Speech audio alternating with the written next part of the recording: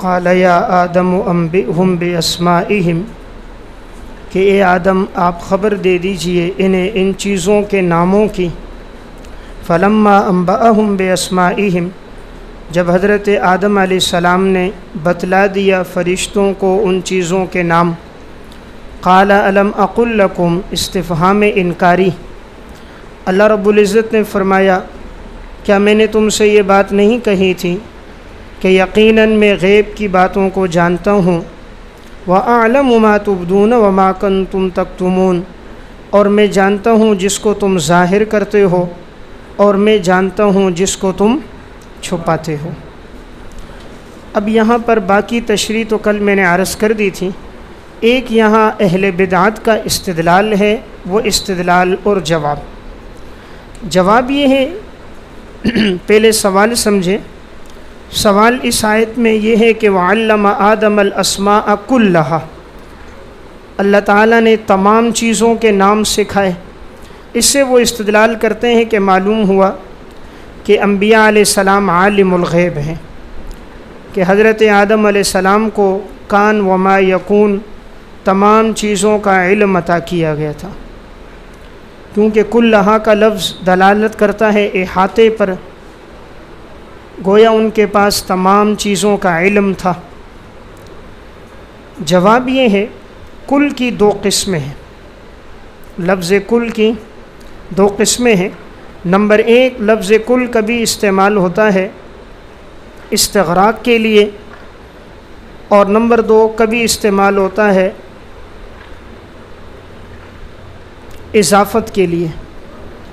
جب یہ لفظ کل استعمال ہوگا استغراق کے لیے، یہ اللہ کی ذات اور صفات میں، اللہ کی ذات اور صفات میں جب بھی یہ لفظ ہوگا تو اس سے مراد ہوگا استغراق، جیسے وَهُوَ رَبُّ كُلِّ شَيْءٍ، اللہ ہر چیز کا رب ہے، تو اس میں استغراق ہے کہ اللہ ہر چیز کا رب ہے۔ لیکن ایک ہوتا ہے کل جب استعمال ہو، یعنی کل عرفی ہو، کل عرفی اور اضافی۔ تو کل عرفی اور اضافی میں یہ ہوتا ہے کہ ہر چیز مراد نہیں ہوتی، جیسے ثم جعل علی کل جبل، آپ رکھ دیجئے ہر پہاڑ پر اس کا ایک حصہ۔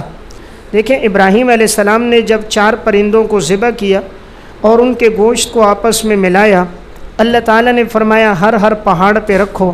تو یہاں یہ تو نہیں ہے کہ وہ دنیا کے ہر پہاڑ پر گئے تھے، مراد کیا تھا جو سامنے پہاڑ موجود تھے۔ تو یہ کل کون سا ہوا؟ کل عرفی اور اضافی۔ اس طرح دوسری مثال وَتَفْصِيلًا لِكُلِّ شَيْءٍ، وَتَفْصِيلًا لِكُلِّ شَيْءٍ، اب ہر چیز کا علم نہیں ہے، بلکہ جو مشہور چیزیں ہیں ان مشہور چیزوں کا علم دیا گیا۔ اس طرح تیسری ثم جعل علی کل جبل، یا وکان وراءہم ملک یأخذ کل سفینۃ غصبا، کہ ایک بادشاہ ہے جو ہر کشتی کو لے لیتا ہے، غصب کرتا ہے۔ اب یہاں بھی جو لفظ آیا کل سفینہ، اس سے مراد ہر کشتی نہیں ہے، جو اس کی مملکت میں داخل ہوتی تھی اور اس کے حدود میں داخل ہوتی اس پہ قبضہ کرتا۔ تو خلاصہ یہ ہے کہ یہاں جو لفظ کل آیا ہے یہ استغراق کے لیے نہیں ہے، بلکہ کل اضافی اور عرفی ہے۔ عرفی اعتبار سے جتنی چیزوں کے نام کی ضرورت تھی اللہ نے وہ تمام چیزیں حضرت آدم کو سکھا دی۔ اب آگے انکا، دیکھیں لفظ کیا ہے، آگے لفظ استعمال یہ ہوا ہے نا انکا انت العلیم الحکیم، اوپر دیکھیں قالوا سبحانک، پاک ہے اللہ تیری ذات، ہمارے پاس کوئی علم نہیں۔ لا علم میں نکرہ تحت النفی، کوئی علم نہیں ہے۔ انکا انت العلیم، علیم کے نیچے لکھیں والملائکۃ لا یعلمون، اے اللہ تو جانتا ہے، والملائکۃ لا یعلمون، فرشتے نہیں جانتے۔ الحکیم کی تشریح لکھیں لا یکون فعلہ محلا للاعتراض، یا اللہ تیرے ہر کام میں حکمت ہے، کیا مطلب؟ لا یکون فعلہ محلا للاعتراض، اے اللہ تیرا جو فعل ہے وہ اعتراض کا محل نہیں ہے۔ اب یہاں پر وَإِذْ قُلْنَا لِلْمَلَائِكَةِ اسْجُدُوا، دیکھیں ترجمہ، اور جب ہم نے کہا فرشتوں سے کہ تم سجدہ کرو حضرت آدم کو، فسجدوا، پس سب نے سجدہ کیا، الا ابلیس، سوائے ابلیس کے، ابا، اس نے انکار کیا، واستکبر، اور تکبر کیا، وکان من الکافرین، اور وہ ہو گیا کافروں میں سے۔ اب اللہ تعالیٰ نے یہ سجدے کا حکم کیوں دیا؟ ملائکہ کو کیوں کہا کہ تم حضرت آدم کو سجدہ کرو؟ یہ حضرت آدم علیہ السلام کی فضیلت کے لیے ہے۔ سجدے کا حکم حضرت آدم علیہ السلام کی فضیلت کے لیے ہے۔ تفسیر البحر المحیط میں ہے، اراد اللہ ان یکرم هذا الذی استخلفہ بان یسجد له ملائکتہ، اللہ نے ارادہ کیا کہ اللہ نے فرشتوں کو حکم دیا کہ تم حضرت آدم کو سجدہ کرو، لیظہر بذلک مزیت العلم علی مزیت العبادت، تاکہ علم کی فضیلت عبادت کی فضیلت پہ ظاہر ہو جائے۔ تو وہ سجدے کا حکم کس لیے تھا؟ فضیلت کے اظہار کے لیے تھا۔ اس سے ایک یہ بات معلوم ہوئی علم کا کتنا بڑا مقام ہے کہ علم کی وجہ سے معصوم فرشتوں نے حضرت آدم علیہ السلام کو سجدہ کیا۔ تو وجہ کیا بنی؟ علم۔ تو اس لیے کیا لکھیں گے ساتھ کہ علم کی وجہ سے حضرت آدم مسجود ملائکہ بنے۔ ملائکہ نے سجدہ کیوں کیا؟ علم کی وجہ سے۔ تو یہ دوسری فضیلت معلوم ہوئی۔ اب یہاں ایک سوال اور جواب یہ ہے کہ بھئی سوال یہ ہے کہ یہ جو حضرت آدم علیہ السلام کی جو پیدائش ہے یہ مقدم ہے یا آپ کو خلیفہ بنانا مقدم ہے؟ یعنی پہلے آپ کو پیدا کیا گیا بعد میں خلیفہ بنایا گیا، یا اللہ نے خلیفہ پہلے بنایا اور بعد میں آپ کو پیدا کیا؟ قرآن کریم میں سورہ ہجر کی جو آیت نمبر 29 ہے، فَإِذَا سَوَّيْتُهُ وَنَفَخْتُ فِيهِ مِن رُوحِي فَقَعُوا لَهُ سَاجِدِينَ، پس جب میں نے برابر سرابر بنایا اور میں نے روح پھونک دی تو پس سارے ان کے سامنے سجدے میں گر پڑے۔ اس سے معلوم ہوتا ہے پیدائش پہلے ہوئی ہے اور سجدہ کرنا بعد میں ہوا ہے۔ حضرت آدم کی پیدائش پہلے ہے اور سجدہ بعد میں ہے۔ سمجھ رہے ہیں؟ میں یہ بتانا چاہ رہا ہوں کہ سجدہ پہلے مقدم ہے یا خلیفہ بنانا پہلے مقدم ہے؟ پیدائش تو پہلے ہو گئی، اب سجدہ پہلے ہوا یا آپ کو خلیفہ پہلے بنا کر پھر سجدہ کروایا گیا؟ سورہ ہجر کی آیت سے پتہ چل رہا ہے پہلے آپ کو پیدا کرنے کے بعد خلیفہ بنانے سے پہلے سجدہ کیا، جیسے پیدائش ہوئی سارے سجدے میں گر گئے، یعنی خلیفہ آپ بعد میں بنے۔ لیکن قرآن کریم کی یہ جو آیات ہم پڑھ رہے ہیں سورہ بقرہ کی، اس سے معلوم یہ ہوتا ہے کہ خلافت پہلے ملی ہے نا۔ وَإِذْ قَالَ رَبُّكَ لِلْمَلَائِكَةِ إِنِّي جَاعِلٌ فِي الْأَرْضِ خلیفہ، خلیفہ پہلے ہے اور سجدے کا تذکرہ بعد میں۔ اس لیے یہی بات راجح ہے، راجح یہی بات ہے کہ خلافت آپ کو پہلے ملی ہے اور ملائکہ کا سجدہ بعد میں ہے۔ باقی سورہ ہجر کی جو آیت ہے اس کا جواب یہ کہ اس میں مطلق سجدے کا ذکر ہے، اس میں وہاں پر یہ تفصیل نہیں ہے کہ پیدائش کے فوراً بعد سجدہ ہوا خلافت بعد میں ہوئی، نہیں، وہاں مطلق سجدے کا تذکرہ ہے۔ وہاں یہ تفصیلات نہیں ہے کہ خلافت پہلے ملی ہے یا بعد میں ملی ہے، وہاں کوئی قرائن موجود نہیں ہے، اور یہاں قرائن ہے کہ پہلے خلافت ہے اور بعد میں سجدہ ہے۔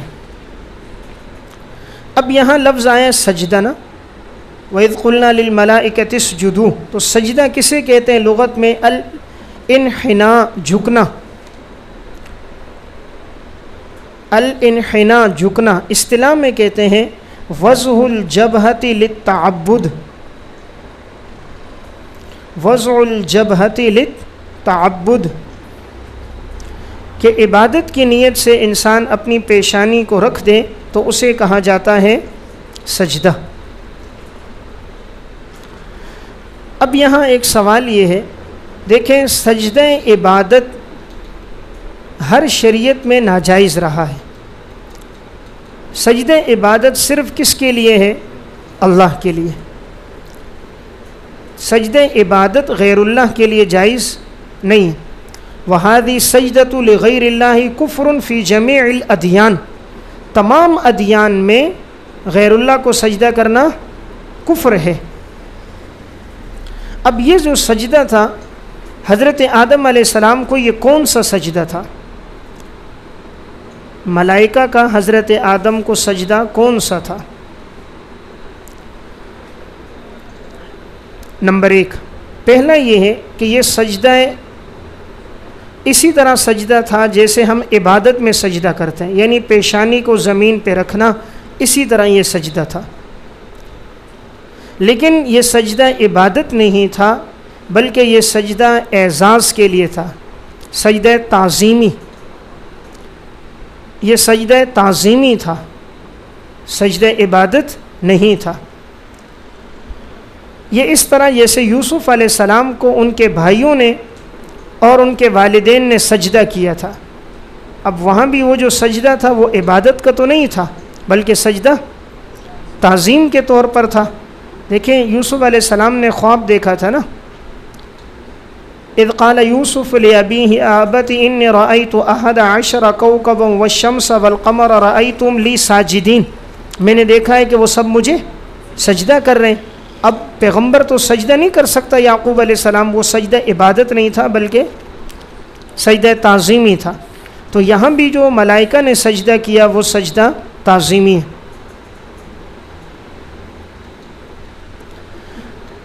یوسف علیہ السلام کو سجدے کا ذکر سورہ یوسف میں ہے، وَرَفَعَ أَبَوَيْهِ عَلَى الْعَرْشِ وَخَرُّوا لَهُ سُجَّدًا، وَخَرُّوا لَهُ، سب سجدے میں گر گئے، تو یہ سجدہ تعظیمی تھا۔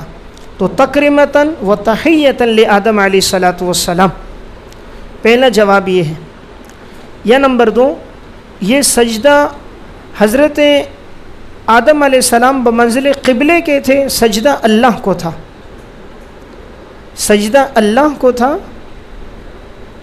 اور حضرت آدم علیہ السلام بمنزل قبلے کے تھے۔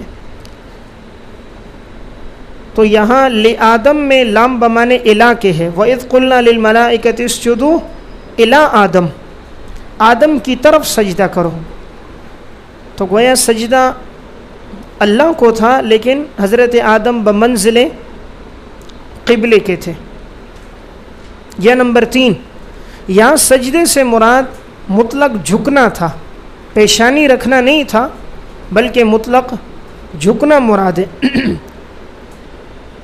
یعنی سجدے کا لغوی معنی جو تھا نا، انحناء، جھکنا، یہ مراد ہے کہ سارے جھک گئے۔ یہ نمبر 4، علامہ ابن عربی مالکی رحمۃ اللہ علیہ فرماتے ہیں، یا تو یہ اس طرح تھا، اما سلام الاعاجم بالتکفی والانحناء والتعظیم، وہ کہتے ہیں جیسے عجم کے لوگ اپنے ہاتھ کو پیشانی پہ رکھتے ہیں نا، سلام کرتے ہیں، تو اس طرح گویا فرشتوں نے اپنی پیشانی پر اپنا ہاتھ رکھ کر پیشانی کو جھکا دیا۔ یہ تعظیم کا ایک طریقہ تھا، گویا اپنے ہاتھ کو اپنی پیشانی پہ رکھنا جیسے کہ عجم کا طریقہ ہے، اس طرح وہ جھکے تھے۔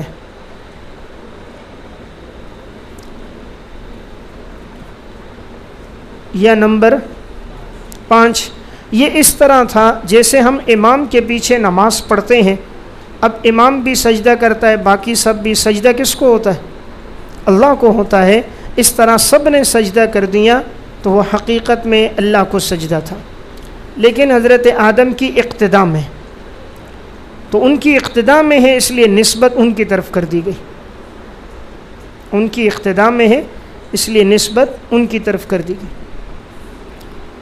یا یہ کہا جائے کہ بھئی جب اللہ ایک بات کا حکم دے دے تو سجدہ ناجائز تب تھا کہ اللہ نے منع کیا، اور جب اللہ اس کی اجازت دے دے تو پھر ممانعت باقی نہیں رہی۔ جب اللہ نے خود حکم دے دیا تو اب ممانعت نہیں ہے۔ تو بہرحال زیادہ قرین قیاس یہی ہے کہ یہ سجدہ وہی سجدہ تھا، کیونکہ فقعوا لہو ساجدین، گر پڑے، تو یہ مطلق جھکنا نہیں ہوگا بلکہ سارے سجدے میں گر گئے، تو اس لیے پیشانی ہی رکھی، لیکن وہ سجدہ تعظیمی تھا، سجدہ عبادت نہیں تھا۔ سجدہ عبادت جو ہے نا وہ غیر اللہ کے لیے وہ تو بالکل جائز نہیں ہے، کسی بھی شریعت میں جائز نہیں رہا۔ دیکھیں آپ صلی اللہ علیہ وسلم سے جب بعض صحابہ نے کہا یا رسول اللہ لوگ روم اور فارس کو بادشاہوں کو سجدہ کرتے ہیں، ہم آپ کو سجدہ کریں، تو آپ نے فرمایا تھا لو کنت آمر احدا ان یسجد لاحد لامرت المرأة ان تسجد لزوجها، اگر میں کسی کو سجدہ کرنے کا حکم دیتا تو بیوی کو حکم دیتا شوہر کو کرو، تو جب اس کے لیے نہیں ہے تو غیر اللہ کے لیے سجدہ نہیں ہے۔ اس لیے سجدہ عبادت کوئی کرے گا تو وہ کفر ہوگا، سمجھ گئے؟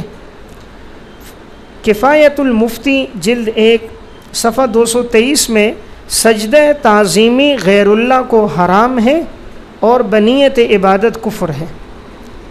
سجدہ تعظیمی لکھو، سجدہ تعظیمی غیر اللہ کو حرام ہے اور بنیت عبادت کفر ہے۔ کفایت المفتی جلد 1 صفحہ 223۔ تو گویا سجدہ تعظیمی غیر اللہ کو حرام ہے اور بنیت عبادت کفر ہے۔ اس شریعت میں نا سجدہ تعظیمی بھی جائز نہیں ہے، پہلی شریعتوں میں جائز تھا، لیکن اس شریعت میں وہ تعظیمی سجدہ بھی منع ہے۔ فتاوی عزیزیہ میں بھی ہے کہ السجدۃ لغیر اللہ حرام والذبح لغیر اللہ حرام، سجدہ بھی غیر اللہ کو حرام ہے اور غیر اللہ کے نام پہ جانور ذبح کرنا بھی حرام ہے۔ اسی طرح البحر الرائق میں بھی ہے السجدۃ لغیر اللہ علی وجہ تعظیم کفر، اگر کوئی تعظیم کے طور پر کسی کو سجدہ کرے گا تو وہ شمار ہوگا کفر کے طور پر اس کا شمار ہوگا، یعنی بالکل وہ جائز نہیں۔ علامہ ابن تیمیہ رحمۃ اللہ علیہ نے بھی الفتاوی الکبریٰ مجموعۃ الفتاوی جلد 1 صفحہ 372 میں ہے، انہوں نے کہا اما تقبیل الارض ووضع الرأس ونحو ذلک، یہ لوگوں کا زمین کو چومنا، اپنے سروں کو رکھ دینا، مما فیہ سجود مما یفعل قدام بعض شیوخ، جس طرح لوگ اپنے شیوخ کے سامنے سر جھکاتے ہیں، وبعض الملوک بادشاہوں کے سامنے، فلا یجوز، یہ جائز نہیں ہے، بل لا یجوز الانحناء کالرکوع ایضا، بلکہ جھکنا بھی جائز نہیں۔ تو اس سے پتہ چلا نہ جھکنا جائز ہے اور نہ سجدہ کرنا جائز ہے۔ خلاصہ کلام یہ ہوا آدم علیہ السلام کو جو سجدہ تھا یہ سجدہ تعظیمی تھا، سجدہ عبادت نہیں تھا۔ آدم علیہ السلام کا یہ جو واقعہ ہے حضرت آدم اور ابلیس کا، یہ قرآن کریم میں 7 صورتوں میں آیا ہے۔ حضرت آدم اور ابلیس کے اس واقعے کا تذکرہ قرآن کریم میں 7 صورتوں میں ہے، مختلف الفاظ کے ساتھ ہے، ان کی تعبیرات میں اختلاف ہے۔ اب ایک تو یہاں پر تذکرہ ہوا ہے، نمبر 2 سورہ اعراف میں ہے، نمبر 3 سورہ ہجر، نمبر 4 سورہ اسراء، نمبر 5 سورہ کہف، نمبر 6 سورہ طٰہٰ اور نمبر 7 سورہ صاد۔ تو گویا کہ 7 جگہوں میں اللہ تعالیٰ نے اس واقعے کو بیان فرمایا۔ تو وَإِذْ قُلْنَا لِلْمَلَائِكَةِ اسْجُدُوا، تو ہم نے ملائکہ سے کہا کہ تم سجدہ کرو، فَسَجَدُوا، سب نے سجدہ کیا سوائے ابلیس کے۔ اب یہاں پر یہ جو بات ہے کہ ابلیس نے سجدہ نہیں کیا، ایک جملہ مشہور ہے، کہتے ہیں ابلیس جو ہے وہ ملائکہ کے لیے معلم تھے، استاد تھے، ملائکہ کو سکھاتے تھے، ملائکہ میں سے تھے، عبادت گزار تھے، فرشتوں میں سے تھے۔ یہ بات ٹھیک نہیں ہے، عبادت گزار تو تھے لیکن ملائکہ میں سے نہیں تھے، ابلیس جنات میں سے تھے۔ تو یہ جملہ نہیں کہنا چاہیے وہ ملائکہ میں سے تھے اور بعد میں وہ جنات میں سے ہوئے، وہ ابتدا ہی سے جنات میں سے تھے۔ قرآن کریم میں اس کی صراحت ہے کہ وہ ابتدا سے ہی کس سے تھے؟ جنات میں سے تھے، وہ نورانی مخلوق نہیں ہے بلکہ وہ آگ سے پیدا ہوئے۔ سورہ کہف آیت نمبر 50 ہے، وَإِذْ قُلْنَا لِلْمَلَائِكَةِ اسْجُدُوا لِآدَمَ فَسَجَدُوا إِلَّا إِبْلِيسَ كَانَ مِنَ الْجِنِّ فَفَسَقَ عَنْ أَمْرِ رَبِّهِ، ابلیس کس میں سے تھا؟ جنات میں سے تھا۔ تو یہ ملائکہ میں سے نہیں ہے، نوری مخلوق نہیں ہے، ناری مخلوق ہے۔ تو ابتدا میں اس کی پیدائش اس میں سے ہوئی، لیکن یہ ملائکہ کے ساتھ عبادت کرتا رہا، پھر اللہ کے حکم کی نافرمانی کرنے کی وجہ سے یہ راندہ درگاہ ہوا۔ تو اب یہاں ایک لفظ ہے فسجدوا الا ابلیس، سوائے ابلیس کے۔ ابلیس کو ابلیس کیوں کہتے ہیں، اور لفظ ابلیس کے کتنے معانی ہیں؟ لفظ ابلیس کے 3 معانی ہیں۔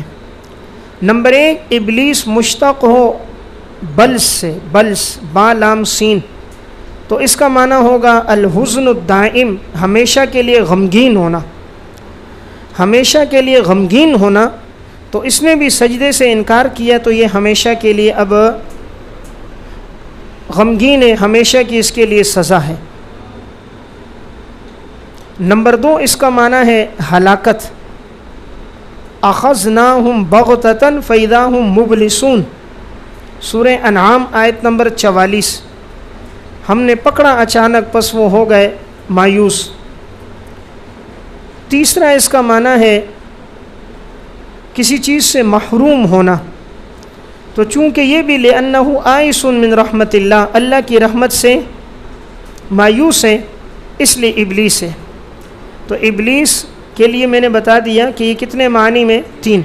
باقی لفظ شیطان، اس کی تحقیق لفظ اعوذ باللہ میں گزر گئی کہ لفظ شیطان یا تو شطنہ یشتنو سے ہے، نون اصل کلمے میں سے ہے، اور یا شاطا یشیتو سے ہے۔ اگر نون اصل کلمے میں ہو تو شطنہ بمانے بعودہ، دور ہونا، اور شیطان بھی اللہ کی رحمت سے دور ہے۔ اور اگر شاطا یشیتو ہو بمانے احترق، جلنا، یہ بھی حسد کی وجہ سے ایمان والوں پر جلتا ہے، جہنم کی آگ میں بھی یہ جلے گا۔ اب ایک سوال یہ ہے، اللہ نے حکم تو فرشتوں کو دیا تھا سجدے کا، ابلیس کو تو نہیں دیا۔ اللہ نے تو فرشتوں سے کہا نا، وَإِذْ قُلْنَا لِلْمَلَائِكَةِ اسْجُدُوا، ملائکہ سے کہا سجدہ کرو، ابلیس کو کہا، اور ابلیس تو ہم نے کہا کان من الجن، وہ تو جنات میں سے، تو اس کو تو اللہ نے سجدے کا حکم ہی نہیں دیا۔ جب حکم نہیں دیا تو پھر کیوں اس کو سزا ملی کہ وہ راندہ درگاہ ہوا؟ جواب یہ ہے، اللہ تعالیٰ نے ملائکہ کو الگ حکم دیا اور ابلیس کو الگ سے حکم دیا۔ اس کا ذکر سورہ اعراف میں ہے، قال ما منعک الا تسجد اذ امرتک، تجھے کس چیز نے روکا کہ تو سجدہ نہ کرے جب میں نے تجھے حکم دیا؟ تو معلوم ہوا اللہ نے اس کو الگ سے حکم دیا تھا۔ یا نمبر 2، جب فرشتوں کو حکم دیا تو یہ ان کے ساتھ تھا، تو حکم میں یہ بھی شامل ہو گیا۔ تو اب اس نے سجدہ نہیں کیا اور اس نے آگے سے کہا کہ میں بہتر ہوں، اس لیے یہ راندہ درگاہ ہوا۔ اب یہاں ایک سوال یہ ہے کہ ابلیس نے ایک سجدہ نہیں کیا، وہ راندہ درگاہ ہو گیا۔ آج ایک آدمی نماز نہیں پڑھتا، فجر کی نماز میں سجدہ نہیں کر رہا، ظہر عصر نہیں پڑھ رہا، تو یہ بھی پھر راندہ درگاہ ہے؟ جواب یہ ہے، اس میں اور اس میں فرق ہے۔ ابلیس نے سجدہ کرنے سے انکار کیا، تکبر کیا، ابا واستکبر، انکار کیا، یا اللہ میں نہیں کرتا، معارضہ، یا اللہ تیری بات میں نہیں مانتا، میں کیوں مانوں؟ قال انا خیر من، میں تو بہتر ہوں۔ تو اس نے کیا کیا؟ معارضہ، مقابلہ، انکار کیا۔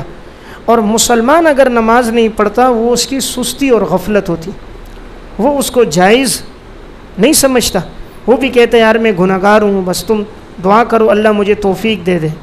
وہ معارضہ نہیں کرتا، وہ تکبر نہیں کرتا۔ تو ابلیس کیوں راندہ درگاہ ہوا؟ کہ ابلیس نے تکبر کیا اور اللہ کے حکم کو اس نے قبیح جانا، اس وجہ سے یہ ہوا کہ اللہ نے جو حکم دیا اس نے کہا میں نہیں کرتا، اس وجہ سے۔ تو ابا واستکبر 2 جملے ہیں، نمبر 1 انکار کیا، نمبر 2 اس نے تکبر کیا۔ انکار کیا، تکبر، اس کا مطلب تکبر کیا؟ اس نے کہا قال انا خیر من، یہ تکبر ہے، میں بہتر ہوں، خلقتنی من نار و خلقتہ من طین۔ اب یہاں بعض لوگ کہتے ہیں دیکھو قیاس کرنا شیطان کا کام ہے، اب یہ فقہا قیاس کرتے ہیں، شیطان کا کام کرتے ہیں۔ شیطان نے بھی قیاس کیے نا، کہا میں آگ سے پیدا ہوں، آگ کی صفت بلندی ہے، یہ مٹی سے پیدا ہے، مٹی کی صفت پستی ہے، تو میں کیسے کروں؟ تو سب سے پہلے قیاس کس نے کیا؟ شیطان نے کیا۔ جواب سمجھو، فقہاء کرام قیاس کرتے ہیں جہاں نص موجود نہ ہو، نص موجود نہ ہو قیاس کرنا، یا نص سے علت نکال کر آنے والے نئے پیش آمدہ مسائل کا حل نکالنا، یہ تو فقہاء کا کام ہے۔ نص کی موجودگی میں نص کو رد کر کے قیاس کرنا شیطان کا کام ہے۔ شیطان نے تو نص موجود تھی سجدہ کرو، اس نے کہا میں نہیں کرتا، تو نص کی موجودگی میں نص کو رد کر کے قیاس کرنا ابلیس کا کام ہے۔ نص موجود نہ ہو نئے مسائل کا حل نکالنا علت کی روشنی میں فقہاء کا کام۔ تو دونوں میں کیا ہے؟ فرق ہے۔ وَكَانَ مِنَ الْكَافِرِينَ جملہ کیا ہے؟ کانا، تو یہاں لکھیں کانا بمانے کس کے ہے؟ سارا، ای سارا من الکافرین، کہ وہ ہو گیا کافروں میں سے۔ سارا من الکافرین، وہ ہو گیا کافروں میں سے۔ کیوں؟ باستقباحہ امر اللہ تعالی ایاہ بالسجود لآدم، کہ اس نے حضرت آدم کو سجدہ کرنے سے انکار کیا، اس وجہ سے ہو گیا۔ یا کانا من الکافرین فی علم اللہ تعالی، فی علم اللہ تعالی، اللہ کے علم میں وہ کافروں میں سے ہو گیا۔ کانا من الکافرین کے دو مطلب میں نے بتائے، یا تو کانا بمانے سارا، سارا من الکافرین ہو گیا، یا کانا من الکافرین یعنی فی علم اللہ تعالی، اللہ کے علم میں وہ ہو گیا کافروں میں سے۔ امام نصفی رحمۃ اللہ علیہ نے لکھا ہے وَكَانَ فِي عِلْمِ اللَّهِ أَنَّهُ يَكْفُرُ بَعْدَ إِيمَانِهِ، کہ اللہ کے علم میں تھا یہ ایمان کے بعد کفر کرے گا، اللہ کے علم میں تھا اس لیے کہا ایمان کے بعد یہ کافر ہو گیا۔ اب یہاں آگے دیکھیں وَقُلْنَا يَا آدَمُ اسْكُنْ، اعزاز آدم، اور ہم نے کہا اے آدم اسکن انت وزوجک، ٹھہر جا تو اور تیری گھر والی جنت میں، وَكُلَا مِنْهَا رَغَدًا، اور تم دونوں کھاؤ اس جنت میں سے رغداً کشادگی کے ساتھ، کشادگی فراغت، جی بھر کر کھاؤ، کشادگی کے ساتھ کھاؤ، فراغت کے ساتھ، یا آسان لفظوں میں جی بھر کے کھاؤ، حیث ما شئتم، حیث شئتما، جہاں سے تم چاہو، ولا تقربا هذه الشجرة، لیکن تم دونوں اس درخت کے قریب نہ جانا، فتکونا من الظالمین، ورنہ تم ہو جاؤ گے قصور والوں میں سے، قصور والوں میں سے، گویا تم سے کوتاہی اور قصور ہو جائے گا۔ اب یہاں دیکھیں اللہ رب العزت نے حضرت آدم کو الگ حکم دیا اور آپ کی گھر والی کو الگ نہ، کہا اے آدم اسکن انت، تو بھی ٹھہر جا اور تیری گھر والی بھی ٹھہر جائے، کس میں؟ جنت میں۔ اس سے ایک مسئلہ پتہ چلا، بیوی کے لیے رہائش کا انتظام کرنا شوہر کی ذمہ داری۔ آدم تو بھی ٹھہر اور تیری بیوی بھی ٹھہرے، معلوم ہوا بیوی کے لیے گھر کا انتظام کرنا ذمہ داری ہے شوہر کی۔ یہاں اس کن میں انت ضمیر موجود ہے، لیکن پھر بھی انت ضمیر الگ سے لائی نا، فعل امر میں ضمیر محذوف ہوتی ہے، لیکن پھر بھی الگ سے ضمیر کیوں لائی؟ اس لیے کہ جب اس میں ظاہر کا ضمیر مستتر پر عطف ہوتا ہے تو یہ تب درست ہوتا ہے جب اس کی تاکید ضمیر منفصل سے لائی جائے۔ زوجو کا اس میں ظاہر ہے، اب جب اس کا عطف ہو رہا تھا اس کن پر، تو اس کن میں تو ضمیر پوشیدہ ہے، تو اس میں ظاہر کا تو پوشیدہ پر عطف نہیں ہوتا، اس لیے انت کے ساتھ اس کی تاکید لائی ضمیر منفصل کی صورت میں، تاکہ عطف ہو درست ہو، کہ آدم تو ٹھہر اور تیری گھر والی ٹھہرے۔ دیکھیں زوج میں بیوی کا نام نہیں لیا، معلوم ہوا عورت کے نام میں بھی پردہ ہے، جیسے عورت خود پردہ ہے نام میں بھی، اس لیے پورے قرآن میں حضرت مریم کے علاوہ کسی کا نام نہیں ہے۔ حضرت مریم پہ بھی الزام لگا تھا، اس لیے اللہ نے پاکی بیان کی، ورنہ ضرورت نہیں تھی۔ آدم تم بھی ٹھہرو، تمہاری گھر والی بھی ٹھہرے، کہاں ٹھہرو؟ جنت میں۔ وَكُلَا مِنْهَا رَغَدًا، اور تم دونوں کھاؤ کشادگی کے ساتھ جہاں سے چاہو۔ دیکھیں رہائش کی باری آئی نا، تو اللہ نے دونوں کو الگ الگ حکم دیا نا، ایک صیغے کے ساتھ نہیں کہا یا آدم اسکن اسکنا فی الجنہ. کھانے کی بات آئی تو تثنیہ کا صیغہ لائے نا، تم دونوں کھاؤ. رہائش کی بات آئی تو دونوں کا الگ الگ ذکر کیا، بیوی کا الگ شوہر کا الگ ذکر کیا. اب یہاں کیا بات پتہ چلی؟ بیوی کو شوہر کے تابع لائے نا، آدم تو ٹھہر اور تیری بیوی ٹھہرے. معلوم ہوا بیوی رہائش میں شوہر کے تابع، جہاں شوہر رہے گا وہاں بیوی رہے گی. اب بیوی کہے نہیں میں نے تو ڈیفینس میں رہنا، تو یہ بات قابل قبول نہیں ہے. جتنی اس کی استعداد صلاحیت ہوگی وہاں اس کو ٹھہرائے گا.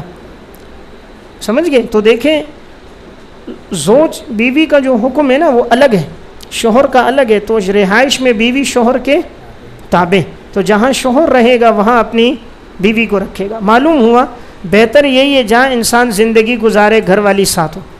اب ایک آدمی کراچی میں گھر والی ادھر ہے تب بھی ٹھیک ہے، لیکن اس کا سکون نہیں رہتا، نظر کی حفاظت نہیں رہتی، شرمگاہ محفوظ نہیں رہتی. اسی جگہ ہوگی تو عزت آبرو محفوظ رہے گی. اب یہاں کھانے کا ذکر آیا تو تثنیہ کا صیغہ کا وَکُلَا، تم دونوں کھاؤ. یہاں الگ الگ حکم نہیں دیا. اس کی کیا وجہ ہے؟ اس کی وجہ یہ ہے کہ یہاں کہا نا وَکُلَا مِنْہَا، دونوں جنت کے پھلوں میں سے کھاؤ جتنا چاہو.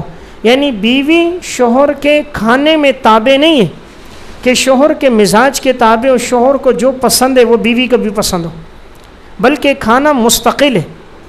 کھانے میں بیوی شوہر کے تابع نہیں. اب شوہر کو مثلاً پسند ہے کریلے، وہ کہتا ہے روزانہ کریلے پکیں گے، روزانہ توریاں پکیں گی، روزانہ بھنڈی ہوگی. بیوی غریب کو نہیں پسند، تو اب وہ اس میں شوہر کے تابع نہیں. اس لیے کہا کلا، تم دونوں کھاؤ، یعنی اپنی مرضی سے کھاؤ. تو یہاں بیوی شوہر کے مزاج کے تابع نہیں. وَكُلَا مِنْهَا، کھاؤ جنت میں سے. رغدن، کشادگی. کشادگی کا مطلب ہے جو چاہو کھاؤ، جو چاہو، یعنی جنت کے جتنے پھل ہیں کوئی پابندی. اس لیے بیوی اگر جو چیز کھانا چاہے اور شوہر کی توفیق موجود ہو اسے چاہیے کہ اس کو دے دے. اگر شوہر کی توفیق موجود ہے نا تو اسے چاہیے کہ جو بھی بیوی چاہے تو وہ اس کے مزاج کے مطابق اس کو کھلا لے. اب آگے حیث شئتما، جہاں سے چاہو.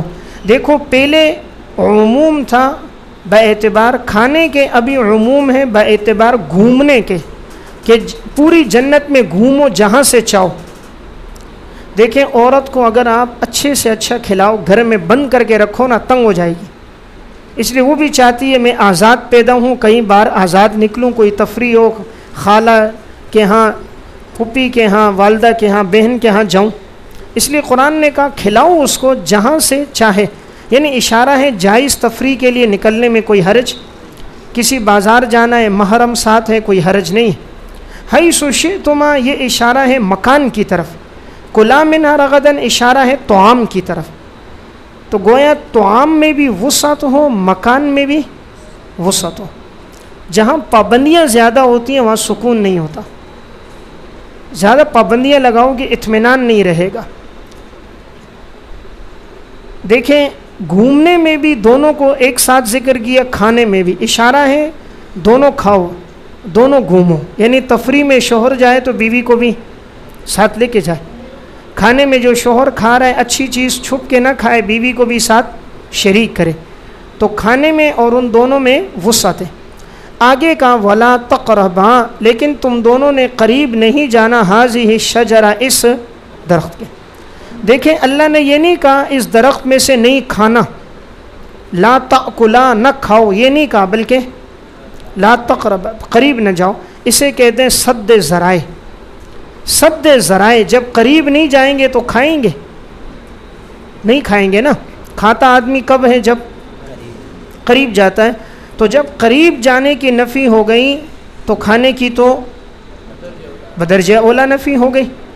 بدرجہ اولا نفی ہو گئی کہ بھئی آپ نے کھانا نہیں. جیسے لا تقربوا الزنا، قریب نہ جاؤ، لا تفعلوا الزنا نہیں کہا. تو جب قریب نہیں جائے گا تو زنا بھی نہیں کرے گا. یہی صد للذرائع. یا ایک بات سمجھیں کہ لفظ تھا نا اسکن، ٹھہرو، اور سکون کا جو لفظ ہے وہ امرا بالسکون للتکرمۃ لا للخلود، یہ اعزاز کے لیے خلود کے لیے نہیں ہے. وَإِلَّا فَلَا خُرُوجَ بَعْدَ الْخُلُودِ، ورنہ تو خلود کے بعد نکلنا نہیں ہوتا. یعنی یہ کہ لفظ اسکن میں اشارہ تھا اعزاز کے لیے ٹھہرو، ہمیشہ کے لیے ٹھہرو نہیں. دیکھو اگر یہ ہمیشہ کے لیے خلود ہوتا نا تو اللہ حضرت آدم کو پھر نکالتا نہیں. جب حضرت آدم اور حوا دنیا میں آئے تو معلوم ہوا یہ صرف اطمینان کے لیے، سکون کے لیے ٹھہرنا تھا، ہمیشہ کے لیے اس کے مالک نہیں بنے. ایک آدمی کسی کرایہ دار کو مکان میں رکھتا ہے، 1 مہینے 2 مہینے تک رہو بھائی اعزاز ہے، لیکن جب چاہے گا وہ اس کو خالی کرا دے گا، وہ اس کا مالک نہیں ہوگا.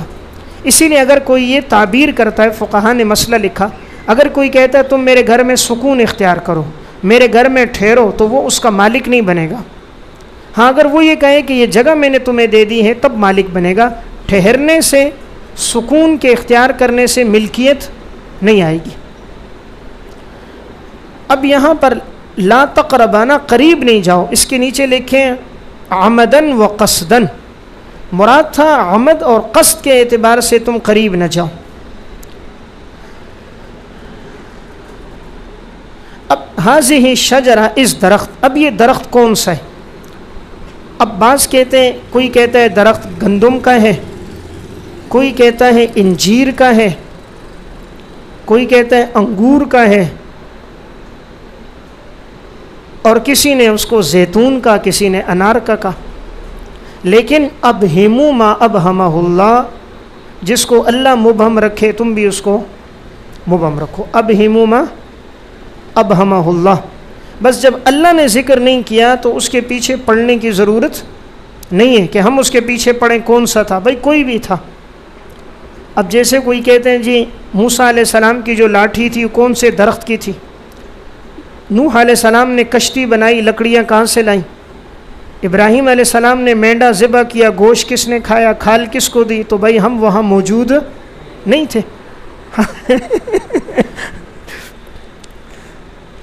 تو یہ وہ سوال ہے جس کا کوئی فائدہ نہیں، لایانی بات ہے. اس طرح یہ بھی ایک لایانی بات ہے، کون سا درخت تھا بھائی؟ کوئی بھی تھا، بس اللہ نے اس سے منع کیا. فتکون من الظالمین، پس تم دونوں ہو جاؤ گے قصور والوں میں سے. ظلم کسے کہتے ہیں؟ ظلم کا لغوی معنی، ظلم لغت میں کہتے ہیں النقص، نقص، کمی کرنا، کوتاہی کرنا. جیسے کلتا الجنتین آتت اکلہا ولم تظلم منہ شیئا، سورہ کہف آیت نمبر 33، کہ تم کھاؤ لیکن اس میں کسی چیز کی کمی نہ کرو. یہ اس کا لغوی معنی ہے. اور اصطلاح میں بعض نے تعریف کی ہے وضع الشیء فی غیر محلہ، بعض نے اس کو ظلم کا، غیر محل میں رکھنا یہ ظلم ہے. لیکن صحیح بات یہ ہے کہ ظلم اس کو کہا جاتا ہے کہ جب انسان اللہ کی نافرمانی کرے یا اللہ کے رسول نے جس کام سے روکا اور وہ کرے تو وہ کیا ہے؟ ظلم میں شمار ہے. اب اللہ نے یہ جو کہا نا تم ہو جاؤ گے ظالموں میں سے، علامہ محائمی رحمۃ اللہ علیہ اس کا معنی کرتے ہیں ظالمین انفسہم بتفویت الکرامتی. ظالمین انفسہم، تم اپنے نفسوں پہ ظلم کرو گے، بتفویت الکرامتی، تمہاری عزت ختم ہو جائے گی. تو تم ظالموں میں سے ہوگے، مطلب کیا؟ اعزاز کم ہو جائے گا. یہ جملہ لکھو، بتفویت الکرامتی، کہ تمہاری عزت میں کیا آئے گی؟ کمی آ جائے گی. تو مطلب تمہاری عزت میں کمی کا آنا ہے. یا امام نصفی کہتے ہیں الذین ظلموا انفسہم او من الضارین انفسہم، کہ تم اپنے نفسوں کو نقصان پہنچا رہے ہو. تفسیر نصفی یعنی اس طرح اگر تم کھاؤ گے تو گویا تم اپنے نفسوں کو نقصان پہنچا دو گے. ظلم کا ادنا مرتبہ ہے خطائے اجتہادی اور اعلیٰ مرتبہ ہے شرک اور کفر. ظلم کا ادنا مرتبہ ہے خطائے اجتہادی اور اعلیٰ مرتبہ ہے شرک اور کفر. اسی لیے ان الشرک لظلم عظیم. اب یہاں پر ایک سوال یہ ہے، اللہ رب العزت نے کہا تم دونوں ہو جاؤ گے ظالموں میں سے، تو ظالم کا اطلاق کیا نا، اور آگے آ رہا ہے فَأَزَلَّهُمَا الشَّيْطَانُ، شیطان نے پھسلایا. اب انبیاء علیہ السلام تو معصوم ہوتے ہیں، انبیاء علیہ السلام معصوم ہے، اہل سنت والجماعت کا متفقہ عقیدہ ہے انبیاء علیہ السلام کبیرہ گناہوں سے صغیرہ گناہوں سے معصوم ہوتے ہیں۔ اب یہاں اللہ نے کہا ظالم، تو ظالم تو کبیرہ گناہ ہے، ظلم کی نسبت کی، یا دوسری جگہ وَعَصَىٰ آدَمُ رَبَّهُ، حضرت آدم نے اپنے رب کی نافرمانی کی، عصیان کا لفظ ہے، تو اس سے تو معلوم ہوتا ہے ان سے گناہ سرزد ہوا، تو پھر تو وہ معصوم نہ رہے کہ اللہ نے منع کیا پھر بھی انہوں نے کھا لیا تو عصمت باقی نہ رہی۔ اب جواب لکھیں۔ پہلا جواب سب سے پہلے یہ ہے، حضرت آدم علیہ السلام یہ سمجھے کہ حاضی شجرہ میں مراد متعین درخت ہے، متعین، اور اللہ کی مراد نوع تھی۔ اب انہوں نے اس میں اشارہ سے سمجھا حاضی شجرہ، یہ درخت، وہ سمجھے یہ مراد ہے، حالانکہ اللہ کی مراد تھی اس نوع کے جتنے درخت ہیں، گویا انجیر کے، زیتون کے جتنے درخت ہیں، تو انہوں نے فرد سمجھا اور اللہ کی مراد تھی نوع، اس لیے گناہ نہیں ہے۔ نمبر 2 دیکھیں، گناہ وہ ہوتا ہے جو قصد اور ارادے سے ہوتا ہے، اور یہاں قصد اور ارادہ نہیں تھا، فنسی آدم، حضرت آدم تو بھول گئے تھے، تو قصد اور ارادہ نہیں تھا۔ سمجھ رہے ہیں؟ پہلا جواب میں نے کیا عرض کیا کہ حضرت آدم سمجھے فرد مراد تھی نوع، یا نمبر 2 گناہ وہ ہوتا ہے جو قصد اور ارادے سے ہو، اور حضرت آدم بھول گئے تھے، یہ انہیں یاد نہ رہا کہ مجھے اس درخت سے منع کیا گیا تھا، قرآن نے خود کہا فنسی آدم ولم نجد لہ عزما، ہم نے ان میں پختگی نہیں پائی۔ نمبر 3 یہاں جو نہیں تھی وہ سمجھے کہ نہیں تنزیہی ہے، نہیں کو انہوں نے محمول کس پہ کیا؟ تنزیہی، اور تنزیہی پر اگر کوئی کر لیتا ہے تو وہ گناہ نہیں شمار ہوتا، تو انہوں نے لا تقربا کو محمول کیا تھا نہیں تنزیہی پر۔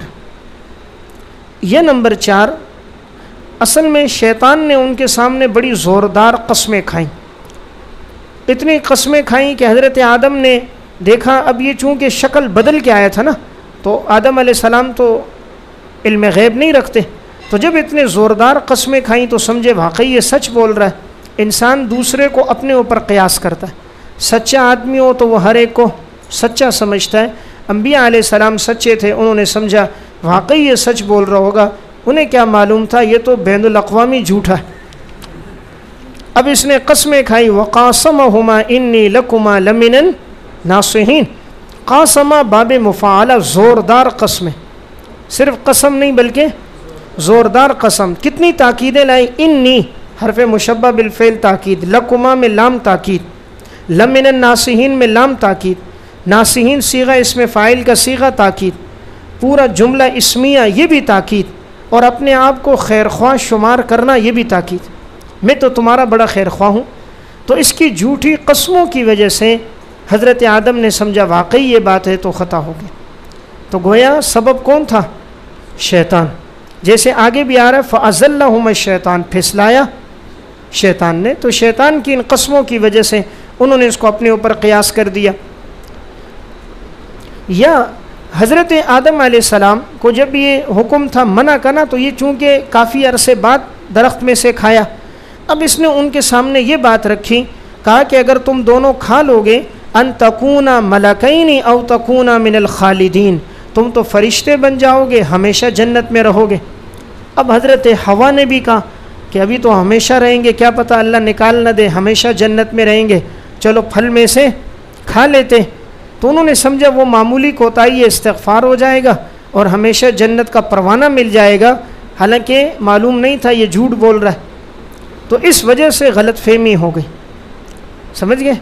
یا یہ خطا اجتہادی تھی، اجتہادی طور پہ ان سے خطا ہو گئی، اور اجتہادی خطا پر بھی کیا ملتا ہے؟ اجر ملتا ہے۔ یا سب سے بات واضح کیا سمجھو بھائی، اللہ نے انہیں خلیفہ بنایا نا، اللہ نے پہلے کہا میں نے کیا بنایا، اب خلیفہ بنا کر اللہ نے ان کو زمین پہ اتارنا تھا، اس کے لیے کوئی سبب تو ہونا تھا، وہی سبب ان سے خطا ہوئی، اس وجہ سے وہ زمین پر آ گئے۔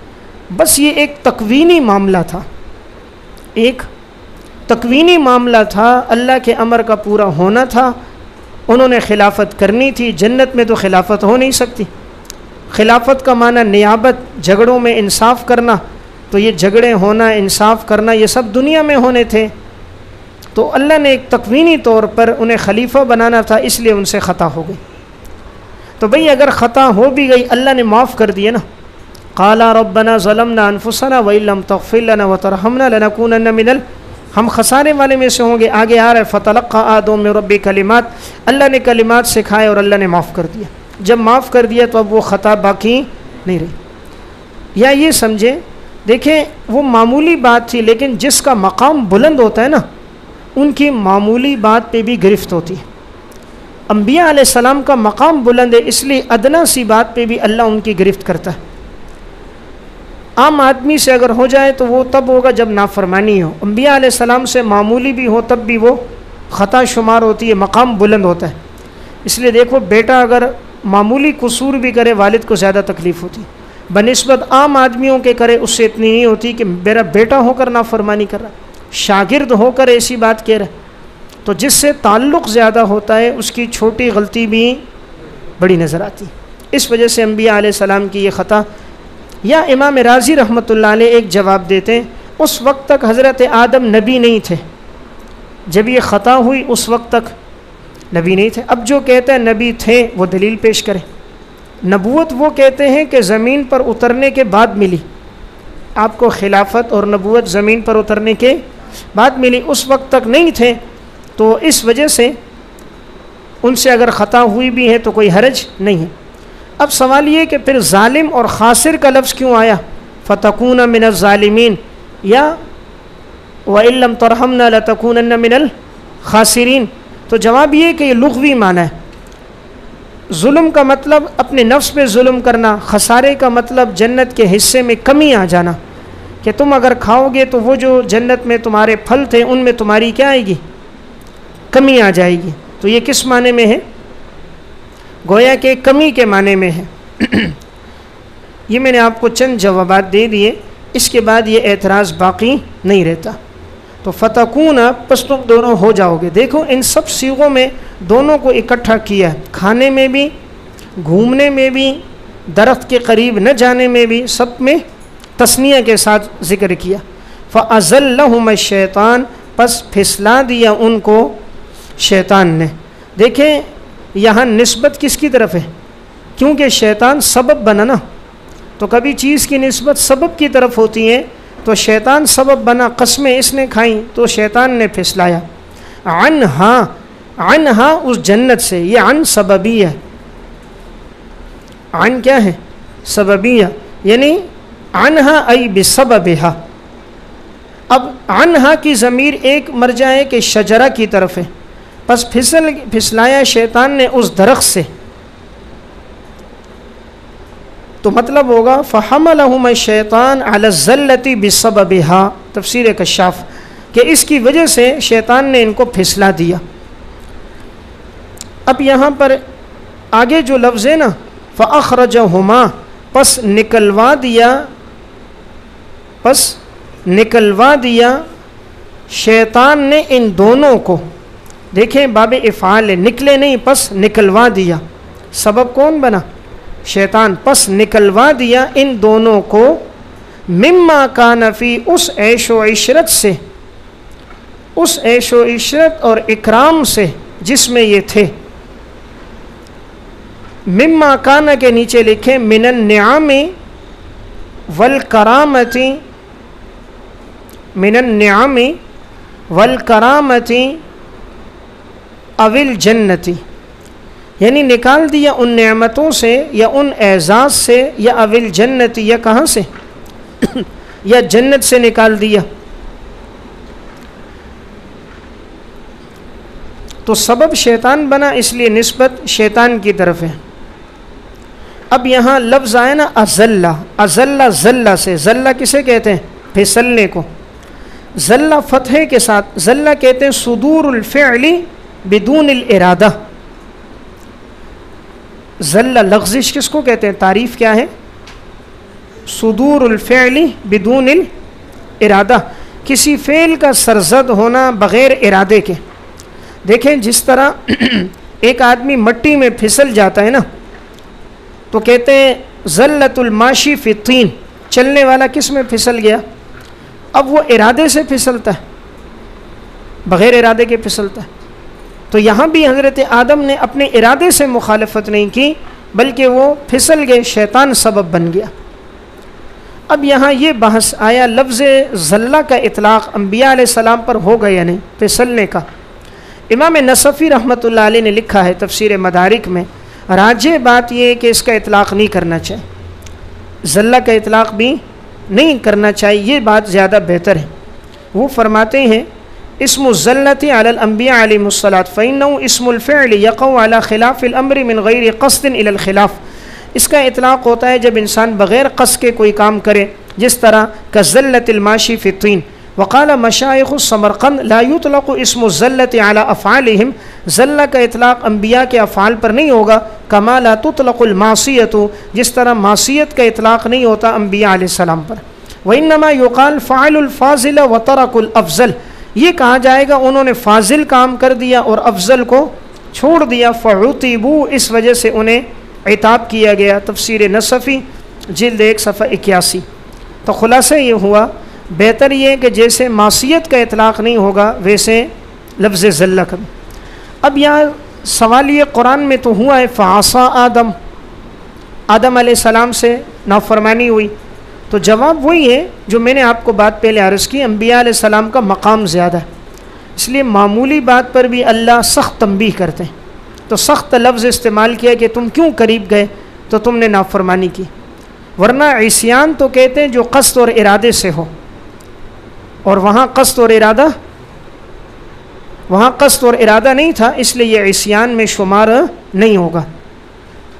اب آگے دیکھیں وَقُلْنَا اهْبِطُوا، اور ہم نے کہا کہ تم اتر جاؤ، بَعْضُكُمْ لِبَعْضٍ عَدُوٌّ، تم میں سے بعض کے دشمن ہوں گے. وَلَكُمْ فِي الْأَرْضِ مُسْتَقَرٌّ، اور تمہارے لیے زمین میں ٹھہرنا ہوگا. وَمَتَاعٌ إِلَىٰ حِينٍ، اور فائدہ حاصل کرنا ہوگا ایک وقت تک. اب یہاں پر ایک بات سمجھیں، دیکھیں اللہ نے اہبطوا جمع کا، حالانکہ یہ تو تثنیہ دو تھے نا، حالانکہ حضرت آدم اور حوا تو دو تھے، تو جمع کا صیغہ کیوں کا؟ یا تو یہ اشارہ ہے حضرت آدم کی پیٹھ سے جو اولاد پیدا ہونے والی تھی ان سب کو اشارہ ہے کہ اے آدم اور جتنی تیری اولاد ہے سب ابھی جنت سے اتر جاؤ، تو یہ سب کو اشارہ ہے، تب جمع کا صیغہ ہے. یا کبھی کبھی تثنیہ پر بھی جمع کا اطلاق ہوتا ہے اس اعتبار سے. یا نمبر 3 یہاں ابلیس کو بھی بیچ میں شامل کیا نا، ابلیس کو بھی شامل کر کے کہا تم سب یہاں سے اتر جاؤ، نکل جاؤ یہاں سے. دیکھیں یہ جو خطاب ہے نا وَقُلْنَا اهْبِطُوا، تو یہ ہے خطاب ہے حاکمانہ، نکلو یہاں سے، خطاب ہے حاکمانہ. اب آگے جب آئے گا نا دوبارہ آگے آئے گا، دیکھو اگلی ایک آیت چھوڑ کر قُلْنَا اهْبِطُوا مِنْهَا جَمِيعًا، وہ خطاب حکیمانہ، دوبارہ جو آئے گا وہ خطاب حکیمانہ. تو پہلے حاکمانہ اور نمبر دو حکیمانہ، دونوں میں فرق ہے. پہلے میں گویا اللہ تعالیٰ حاکمانہ انداز میں کہہ رہے، دوسرے میں حکیمانہ. یہ فرق میں انشاءاللہ کل عرض کروں گا.